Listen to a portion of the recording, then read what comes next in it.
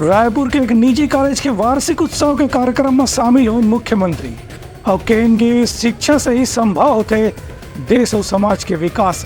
मुख्यमंत्री विष्णुदेव साय कहन है कि शिक्षा से ही समाज और देश के उन्नति हो सकत है। उनका कहना है कि प्रधानमंत्री नरेंद्र मोदी के नेतृत्व में देश विश्व गुरु बने पर जो तैयारी करत है वो लक्ष्य जल्द ही हासिल करे जा सकत है। रायपुर के एक निजी महाविद्यालय के वार्षिकोत्सव में शामिल होने के दौरान मुख्यमंत्री ने कहा कि देश के पहचान आज से हजारों साल पहले तक्षशिला और नालंदा जैसे विश्वविद्यालय के कारण दुनिया भर में ज्ञान के सितेरी ही से। उनका कहना है कि शिक्षा विकास के मूल मंत्र है और शिक्षा के बिना कोनो भी जीवन या विकास अधूरा है। कोई भी जीवन ला यदि विकसित करना है तो ला शिक्षित करना भी जरूरी है। एक कार्यक्रम में पंडित रविशंकर शुक्ल विश्वविद्यालय रायपुर के कुलपति प्रोफेसर सच्चिदानंद शुक्ला घरो मौजूद रही।